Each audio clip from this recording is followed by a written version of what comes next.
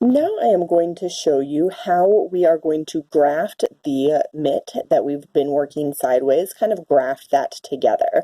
It's not exactly seaming since we will not be creating a seam. We're actually going to be joining it with no visible join at all.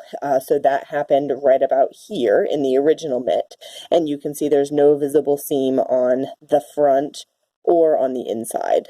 Grafting truly makes it invisible. There's no thickness or visual difference at all. So with the second mitt, it's kind of a funny shape. This is the thumb hole, obviously, and so the mitt wraps around your hand this way, and we are going to be grafting it kind of across the palm of the hand for this one. So once you have got your mitt to this point, following the pattern, it is time to graft these stitches together, and we are going to be doing this with Kitchener stitch. There are a couple of different methods to do it. Kitchener stitch is my personal preference. I just think I can get it done more neat and tidily than any of the other ways. So the first thing that we need to do is your working yarn is still connected to your piece at this point. You've just finished the body of your glove. So when we cut our yarn to do our grafting, I always like to cut at least 3 times the length of the seam that I'm going to be grafting. So I'm just going to take my working yarn and lay it across 1 time, 2 times, 3 times, and then just because I'm always a little apprehensive about running out, I kind of just pull an extra little bit to make sure I've given myself plenty. So once we've cut our yarn, you don't want to leave so much yarn that you are going to be fighting with the yarn the whole time to try to get everything through there. If your yarn is 5 times the length that you need it to be, it's kind of frustrating to work with. So we're going to thread that yarn through.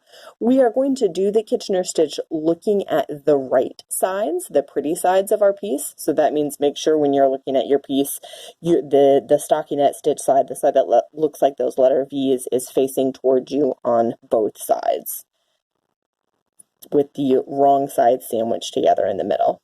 And now we're just going to be simply working the Kitchener stitch. There are 2 setup steps that we do 1 time at the very beginning, and then there's 4 steps that we do over and over and over again until we run out of stitches. So the first setup step is we go through the stitch on the front needle, the needle closest to us, as if to purl, and pull all the way through. And then we're going to go through the needle on the stitch on the needle farthest away from us, as if to knit, and pull all the way through. Those are the setup steps. We do those exactly 1 time, so we are finished with that. Now we're going to do the same 4 steps over and over again.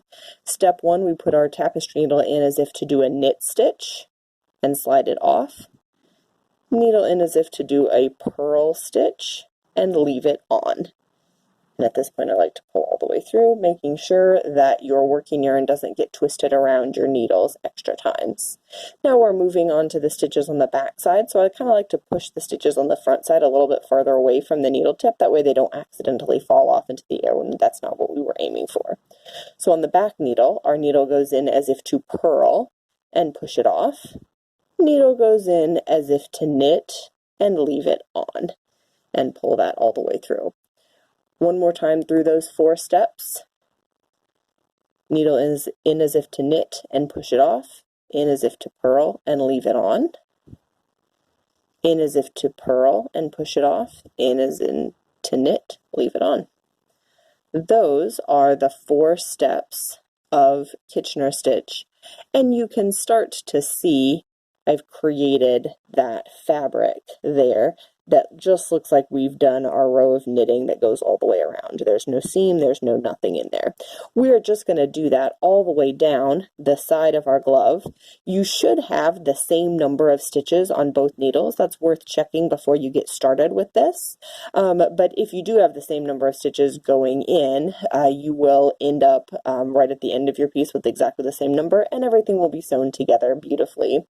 And your seam will, or your graft, will look just like it did on this mitt, where there is no seam to be seen.